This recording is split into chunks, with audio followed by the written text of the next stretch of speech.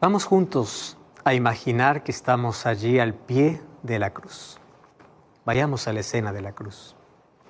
¿Sabes que Jesús fue crucificado alrededor de las 9 de la mañana? Justamente en la hora que se ofrecía el primer sacrificio.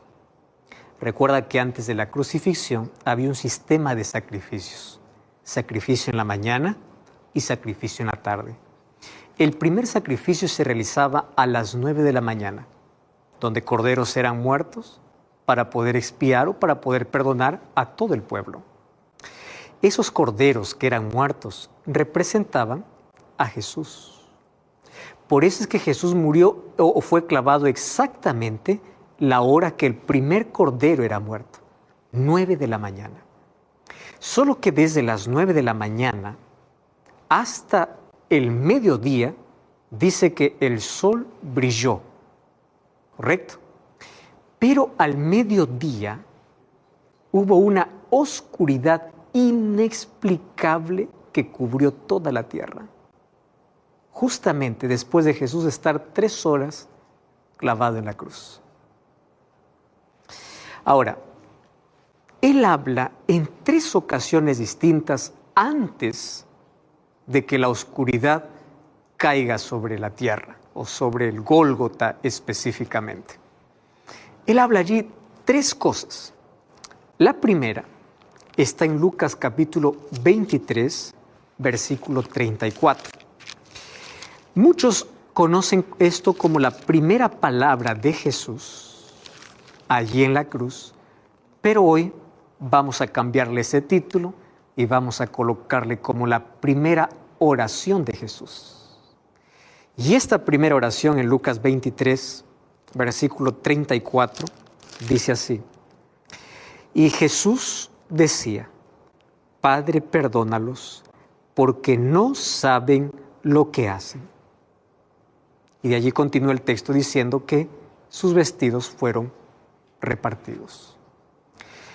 La primera cosa o la primera frase que Jesús exclama en el momento de mayor injusticia y de mayor dolor es la expresión de perdón.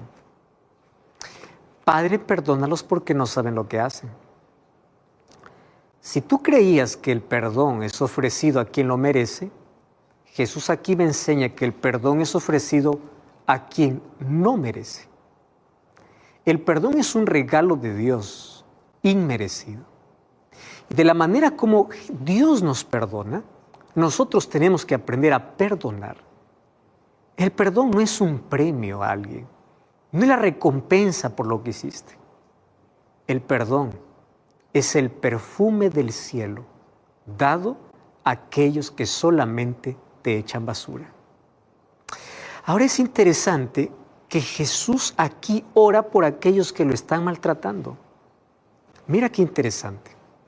Cuando nosotros oramos por aquellos que nos maltratan, lo que hacemos es cerrar cualquier herida que las personas abrieron en nuestra vida. Hay una expresión que me encanta. Dice que el perdón cierra la herida, pero la oración cicatriza la herida. Y cicatrices no duelen más. Jesús comienza aquí esta serie de 7 cosas que va a mencionar en la cruz con una oración. Y Él ora por sus enemigos. Oran por aquellos que están cometiendo la mayor injusticia con Él. Por aquellos que le están causando dolor. Jesús ora por ellos. Ahora, luego Jesús dirige una promesa a uno de los ladrones o malhechores que están allá a su lado. A partir del versículo 39 hasta el versículo 43 encontramos la historia que uno decía, si tú eres el Cristo, sálvate a ti mismo y sálvanos a nosotros. Y el otro le dice, ¿cómo tú no temes estando en la misma condición? Él es justo, en fin. Y allí Jesús le hace una promesa a ese ladrón que le reconoce que él es inocente, que él está muriendo sin culpa. ¿Y qué cosa es lo que le está diciendo? Primero este ladrón arrepentido le dice, acuérdate de mí cuando vengas en tu reino. Al decirle cuando vengas en tu reino, está reconociendo que Jesús es rey. Ahora, cuando dice acuérdate de mí cuando vengas, está hablando de la segunda venida. Está reconociendo que este hombre que estaba muriendo a su lado es el Dios encarnado que iba a resucitar y iba a volver. Él creía en la segunda venida de Jesús. Por eso Jesús le promete y le dice, de cierto te digo, hoy que tú estarás conmigo en el paraíso. Hay muchos que confunden ese texto y piensan que Jesús ese mismo día los llevó al paraíso y que el ladrón está en el paraíso. Y no es así. El texto dice, de cierto te digo, en sí la palabra griega es de cierto te digo hoy. Ese día Jesús le promete, tú estarás, ese estarás está en tiempo futuro, conmigo en el paraíso. ¿Y cómo puedo saber de esto? Cuando voy a Juan capítulo 20, dice que cuando María Magdalena se acerca a Jesús para poder tocarle, Jesús le dice, no me toques, porque aún no he subido al Padre. Entonces, ¿de dónde sale la idea que el ladrón fue el mismo viernes al cielo? Porque el día domingo cuando resucita, Jesús le dice, aún no he subido. ¿Comprendes? Entonces, la promesa Jesús hizo en ese día a un pecador arrepentido. Fíjate la conexión que hay entre la primera palabra y la segunda. La primera, Él perdona y Él pide al Padre que perdone a aquellos que están actuando con ignorancia. La segunda es una promesa de perdón. No importa el pasado que hayas tenido en la vida. No importa si todo has hecho mal. Por la gracia de Dios tú puedes encontrar salvación y el cielo estará lleno de grandes pecadores arrepentidos. Ahora fíjate, ¿cuántos de los fariseos que practicaban todo, los ritos, ceremonias y la ley, estarán perdidos? Y este ladrón estará en el cielo. Con esto no significa que tú vas a hacer todo lo que quieras en la vida, porque al final la salvación está garantizada para ti. La salvación está garantizada para aquel que se arrepiente de corazón. Hay algunas personas que dicen, yo me arrepentiré cuando voy a morir, ahí voy a pedir perdón. Número 1, ¿cómo sabes que va a haber un arrepentimiento sincero? Número 2, ¿cómo sabes en qué circunstancias vas a morir? ¿Cómo sabes si te va a dar tiempo para arrepentirte? Hay situaciones específicas donde las personas cuando están muriendo piden perdón y Dios los salva, claro que sí. Pero también Dios quiere evitarnos las heridas que el pecado nos deja, las marcas que el pecado nos deja. Él tuvo que morir pagando la consecuencia de su pecado, aun cuando al final encontró la salvación. Pero ahí está la promesa para, no importa aquel que ha caído en lo profundo de la vida, hay oportunidad, hay esperanza. Y la tercera palabra de Jesús, obviamente, es el cuidado que le da a su madre a través del discípulo Juan. En Juan capítulo 19, versículo 25 al 27, allí dice que Jesús encarga a su madre para Juan. Bueno, hasta ahí es cuando llega la oscuridad, o sea, es el mediodía.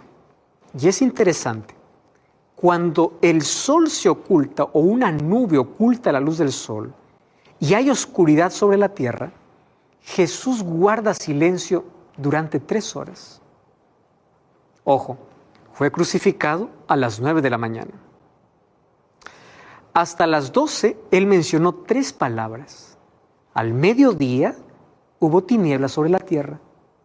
Y cuando hubo tinieblas sobre la tierra, también hubo silencio en Jesús. Y luego de esas 3 horas, Jesús eleva una segunda oración. Y vamos a esa segunda oración. Mateo capítulo 27. En el versículo 46 encontramos esa segunda oración. Y ahí dice que era cerca de la hora 9. Jesús clamó a gran voz diciendo, Elí, Elí, lama sabactani. Esto es, Dios mío, ¿por qué me has desamparado? Préstame atención. Antes de la oscuridad hay una oración y 2 expresiones más. Después hubo tinieblas sobre la tierra. Después de las tinieblas, Jesús comienza con una segunda oración. Y después de esta oración, habla por 5ª vez. O por 4ª vez, de allí en Juan 19, 28, dice, tengo sed. Y de ahí va a decir, Padre, en tus manos encomiendo mi espíritu. Finalmente se registran allí las últimas declaraciones que conforman la tercera oración, que es: Padre, en tus manos encomiendo mi espíritu, como dice Lucas 23, 46. Y la palabra consumado es, para completar ahí las 7, que está en Juan capítulo 19, versículo 30. Ahora, lo que quiero decirte es lo siguiente. Durante el periodo de 6 horas que Jesús estuvo en la cruz, desde las 9 de la mañana hasta las 3 de la tarde, ¿por qué más o menos a las 3 de la tarde donde Jesús muere? ¿Y por qué las 3 de la tarde? Porque era la hora del segundo sacrificio. Y allí Jesús muere y el velo del templo se rasga en dos, como diciendo: a partir de hoy no necesitamos más de sacrificios animales. Por eso Jesús muere justamente en la hora del segundo sacrificio. Entre el primer sacrificio y el segundo sacrificio hubieron 7 palabras de Jesús, o 7 expresiones, 7 frases. De las 7 frases, 3 oraciones. La primera oración: Padre, perdónalos porque no saben lo que hacen. La segunda oración: Dios mío, ¿por qué me has desamparado? Y la tercera oración: Padre, en tus manos entrego mi espíritu. Ahora fíjate, hay una unidad interna en las 3 oraciones de Jesús. O sea, hay un mismo eje de transmisión que recorren esas 3 oraciones, que es del amor de Dios para la humanidad. Ahora, volvamos a imaginar allí la escena del Calvario. ¿Correcto? Ahora mira, al llegar Jesús al Gólgota, Jesús no ofrece resistencia. Su rostro permanece sereno, mientras grandes gotas de sudor y sangre caen sobre su frente. No hay nadie, absolutamente nadie, quien pueda acercarse para poder secar su rostro del sudor con la sangre que están mezcladas. Ni siquiera se le permite a su madre que pueda sostener su cabeza o acaricie su frente, aquella misma frente que alguna vez se reclinara sobre su seno. La madre sufría ahí en la distancia al ver que su hijo moría. Pero tampoco se escucha las palabras de simpatía, aquellas palabras que alguna vez alientan el corazón humano. Muchas veces Él alentó a las personas. Ahora fíjate, en lugar de eso, los soldados, ellos están siguiendo el libreto que tienen. Entonces, allí los soldados tienen que seguir las órdenes para poder complacer a lo que dice el emperador o a lo que dijo el gobernador, inclusive a los líderes de Jerusalén. Durante este momento es donde Jesús eleva la primera oración. Y la primera oración es: Padre, perdónalos porque no saben lo que hacen. Su mente se aparta de su propio sufrimiento para pensar en aquellos que le estaban haciendo daño. ¿Tú estás entendiendo esto? Mientras Jesús sufría, en lugar de pensar en su dolor, se preocupaba aún en su sufrimiento por las personas que inclusive no estaban pasando por dolor, por aquellos que le estaban crucificando. En lugar de poder lamentar y quejar la injusticia que está recibiendo, Él comienza a mirar con amor y compasión a aquellos que le están maltratando. ¡Qué escena!, ¿verdad? Jesús no maldice a los soldados que lo maltratan con ferocidad. Jesús tampoco está invocando venganza allí sobre los sacerdotes y principales allí que se están regocijando por haber logrado su propósito. Jesús pudo haber dicho: Señor, castiga a cada uno por las cosas que están haciendo. No entienden que yo estoy haciendo algo en su favor y ellos lo que están haciendo conmigo es esto. ¿Tú puedes tomar en cuenta todo lo que están haciendo? No. Todo lo contrario que nosotros hacemos cuando nos sentimos lastimados. Porque cuando nos sentimos lastimados por personas, lo que más anhelamos es que Dios registre esa acción y la otra persona sea castigada el doble de aquello que nos ha hecho sufrir. Pero Jesús hace todo lo contrario. Lo que Cristo hace es compadecerse ¿Y sabes por qué se compadece? Por su ignorancia. Por la ignorancia de aquellos que estaban haciendo y no entendían ni lo que hacían. Me llama tanto la atención. Jesús le dice, Padre, perdónalos porque no saben lo que hacen. ¿Qué significan estas palabras? ¿Qué sentido tiene esta ignorancia? Ellos no saben, o sea, son ignorantes de lo que están haciendo. Tú sabes que el apóstol Pedro también usó el argumento de Jesús cuando se dirigió a la multitud para poder explicar la causa por el cual Jesús había sufrido tanto tormento. Y en Hechos capítulo 3, versículo 17 y versículo 18, dice así, mas ahora, hermanos, yo sé que por ignorancia lo habéis hecho, como también vuestros gobernantes. Pero Dios ha cumplido así lo que había antes anunciado por boca de todos los profetas, que su Cristo había de padecer. Qué interesante. Jesús dice, Padre, perdónalos porque son ignorantes. El apóstol Pedro, cuando habla su sermón de arrepentimiento para todas las personas que están escuchando, le dicen, por ignorancia lo hicieron. Mira lo que es interesante entender aquí. Dios perdona nuestros tiempos de ignorancia. Lo que no puede perdonar son nuestros actos. Él perdona incluso nuestros pecados conscientes.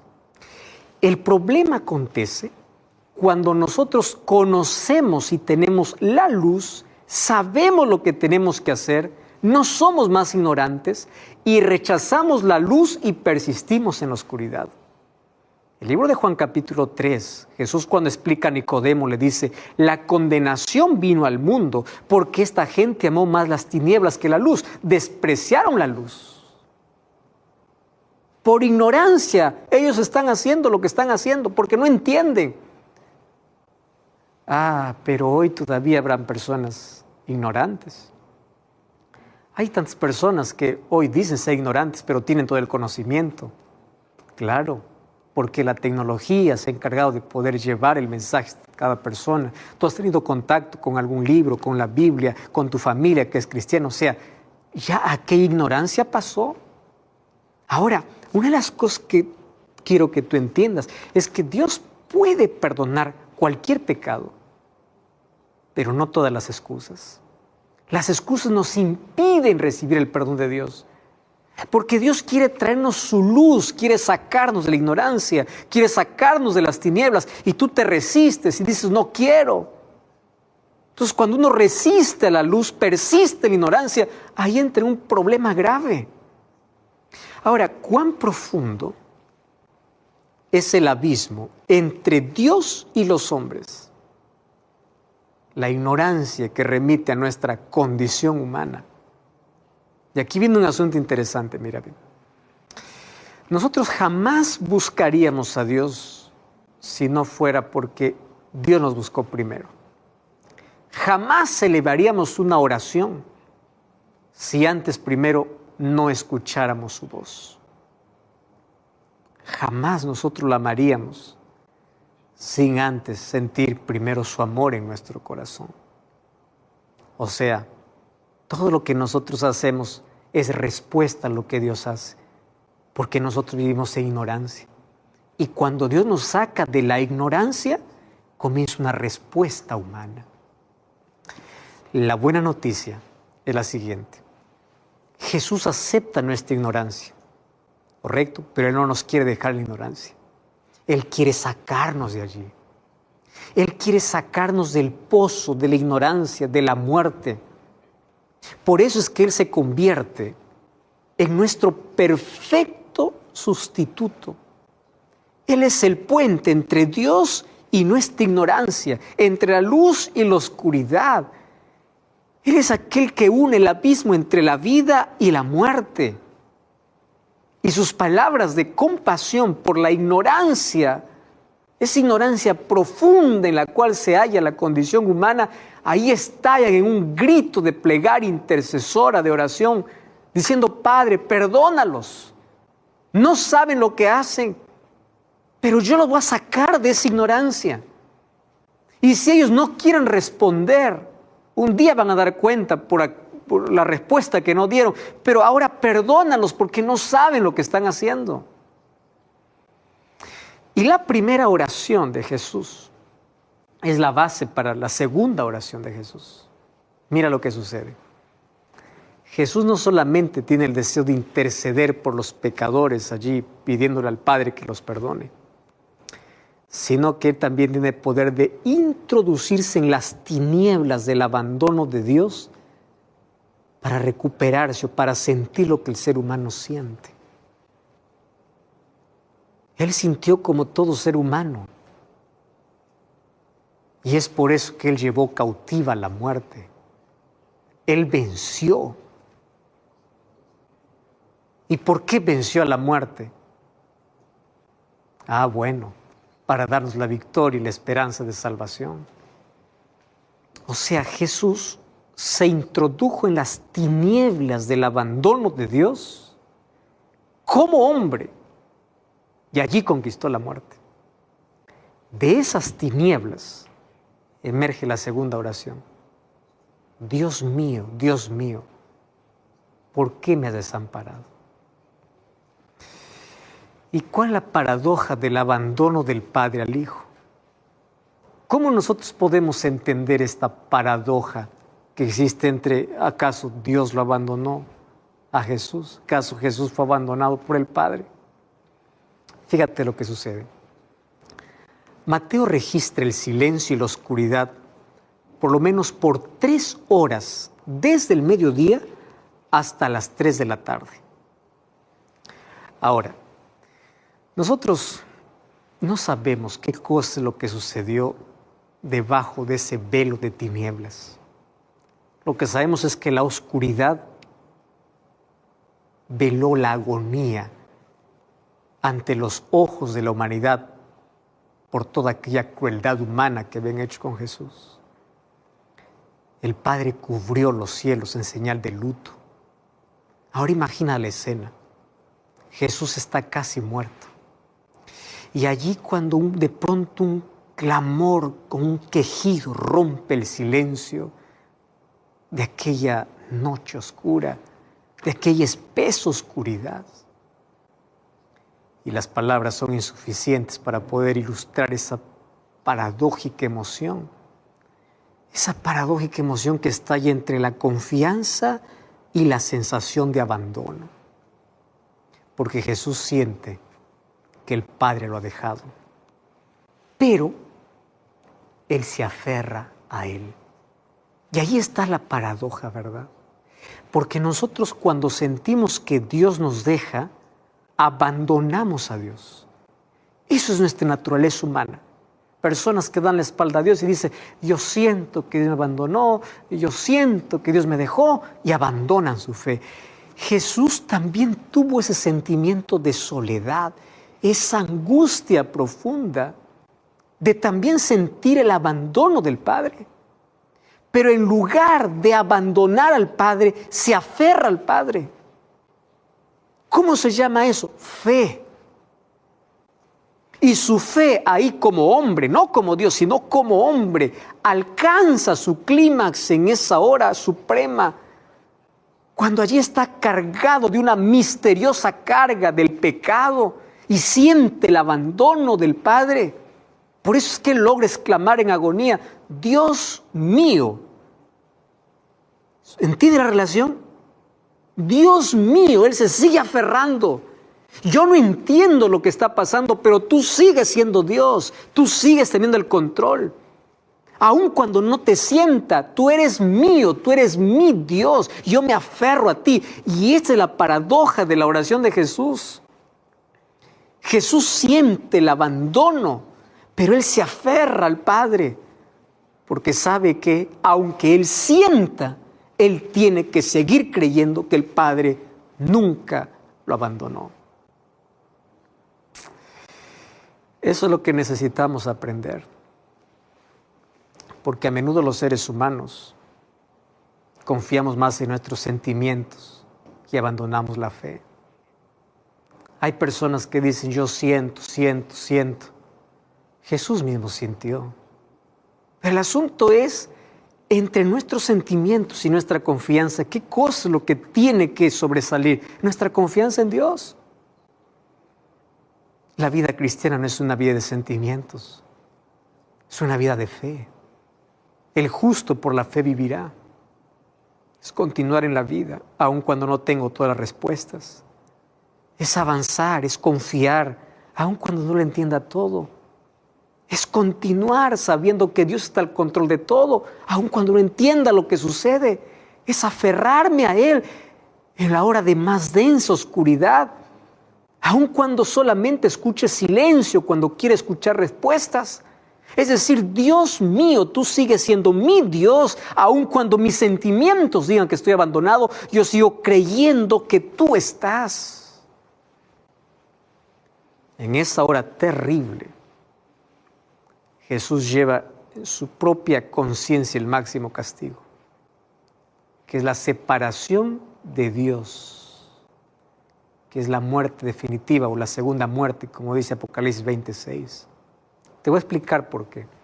Si la muerte de Cristo hubiera sido como la muerte de cualquier otro ser humano, hubiese sido como la muerte de un mártir, sin la conciencia del abandono de Dios. Su muerte no habría sido consecuencia como consecuencia de los pecados de los hombres. Y su muerte tampoco hubiese sido eficaz para poder salvar a toda la humanidad. Jesús en la cruz estaba cargando el pecado y el peso de la humanidad, y Él experimentó la segunda muerte, la muerte del abandono, la muerte que pasarán aquellos que no aceptaron su sacrificio. Y es por eso que Él se sintió abandonado por el Padre para sufrir el mayor castigo. Sufrió la segunda muerte que el ser humano debería pasar, la muerte eterna. ¿Y sabes para qué? Para que nosotros jamás nos sintamos abandonados por Él. Por eso es que Él experimentó lo que nosotros tendríamos que pasar. Por eso es que Él entiende nuestro dolor, nuestra angustia. Y Él entiende cuando incluso de nuestros labios sale aquella súplica: Dios mío, ¿dónde estás?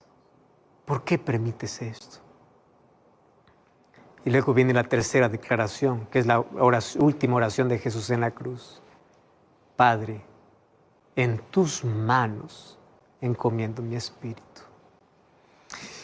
Y sabes que luego registra Juan las palabras que Jesús dice: consumado es, que eso conforma también la última oración de Jesús. Padre, en tus manos entrego, todo está terminado, todo está consumado. Esta expresión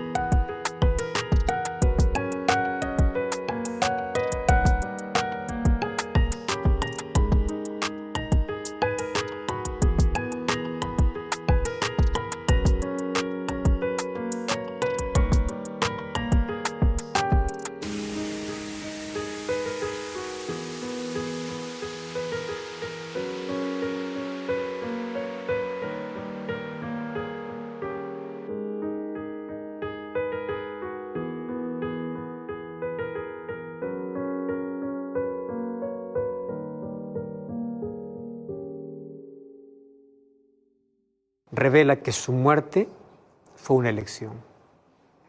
Jesús no murió porque su cuerpo desfalleció ante el castigo físico. Él murió porque escogió, y escogió porque te amó. Y con esta última oración, Jesús se convierte en la oración perfecta, la oración de amor.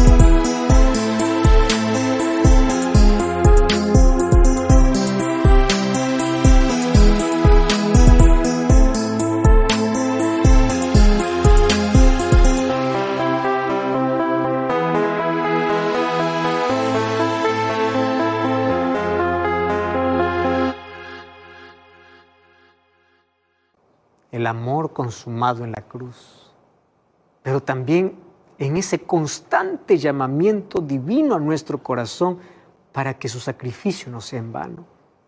Jesús murió por todos, pero no todos se van a salvar. ¿Por qué razón? Porque no todos aceptan su sacrificio.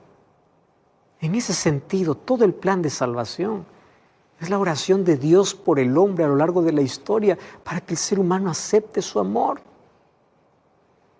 El dolor lleva consigo su propio consuelo, así como la tristeza por la muerte